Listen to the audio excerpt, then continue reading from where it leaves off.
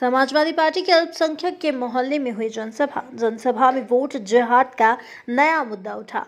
Samajwadi party की जनसभा में पूर्व विदेश मंत्री सलमान खुर्शीद के मुख्य अतिथि की सभा में वोट जिहाद का मुद्दा बना चर्चा का विषय।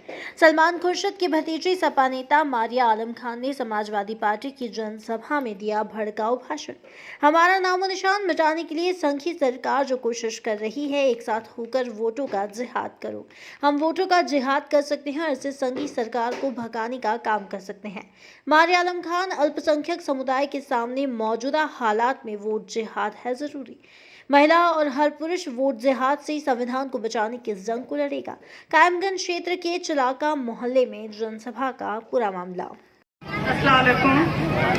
मंच पर उपस्थित माननीय सलमान खुर्शीद साहब और लुइस खुर्शीद साहिबा आज हमारे प्रोग्राम में शिरकत करके उन्होंने जिस बड़कपन का हमें सबूत दिया है और जिस बड़कपन को और बड़े दिल को उन्होंने दिखाया है, इसके लिए पूरी समाजवादी पार्टी उनके लिए हमेशा शुक्रगुजार रहेगी।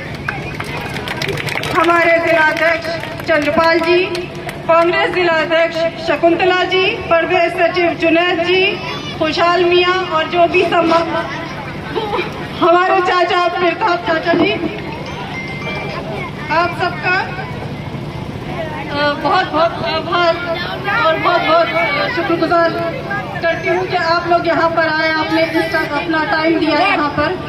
आज हम जिस मुद्दे को लेकर यहाँ पर इकट्ठा हुए हैं, जो मैसेज देने की हम कोशिश कर रहे थे कि इंडिया गठबंधन की तरफ से हम ये बताना चाह रहे थे कि अब हम सब कांग्रेस और समाजवादी पार्टी एक है और हम लोग जो है हमारे अंदर कोई बंटवारा नहीं है।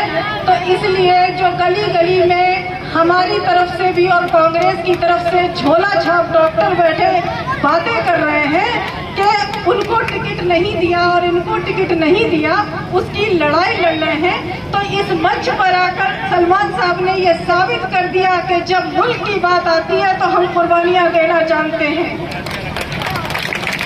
क्योंकि हमारे परिवार का इतिहास रहा है कि जलने वालों ने फकत मेरे मुंह के निवाले देखे। कौन है जिसने मेरे पैरों के छाले देखे? एक मुद्दत में अंधेरों से लड़ा हूँ तन्हा, तब कहीं जाके जमाने में ये उजाले देखे। अगर आज की बात की जाए, आज ये कुर्बानी जरूरी है। हमें भी बुरा लगता है, हमें भी तकलीफ होती है, लेकिन हम उस जगह पहुंच चुके हैं कि जहां ना हम जीत सकते हैं अकेले और ना हम हार सकते हैं। इसलिए हमारी हैसियत और हमारी औकात, अपनी हैसियत और अपनी औकात इंसान को सबसे पहले समझनी चाहिए कि हम सिर्फ अब जिताने के रह गए और हराने के रह गए।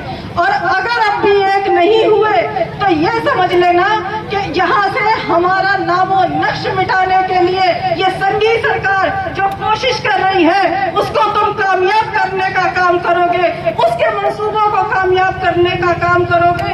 इसलिए बहुत अकलमंदी के साथ, बहुत जज्बाती ना होके, बहुत खामोशी के साथ, एक साथ होके वोटों का जिहाद करो, क्योंकि हम सिर्फ वोटों का जिहाद कर सकते हैं और इस संघी सरकार को भगाने का काम कर सकते हैं। बहुत शर्म आती है जब मैंने आज ये सुना कि कुछ मुसलमानों ने आज यहाँ पर बैठ के मुकेश राजपूत की मीटिंग कराई।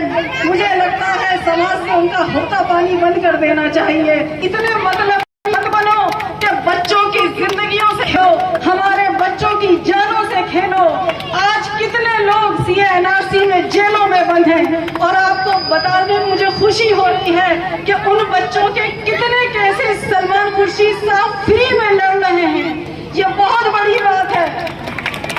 हम लड़ रहे हैं, आपके लिए संघर्ष कर रहे हैं, लेकिन अगर आप साथ नहीं दोगे तो हम अकेले कुछ नहीं कर सकते कि हमारी ताकत हो। और आप अगर ऐसे दिल छोड़ के बैठ जाओगे कि अब कुछ नहीं होगा, तो ऐसा नहीं होगा। 100 बार लड़ेंगे, 100 बार हारेंगे, लेकिन फिर भी उठ के चलेंगे। गिरते हैं वही तिफल जो मैदान जंग में।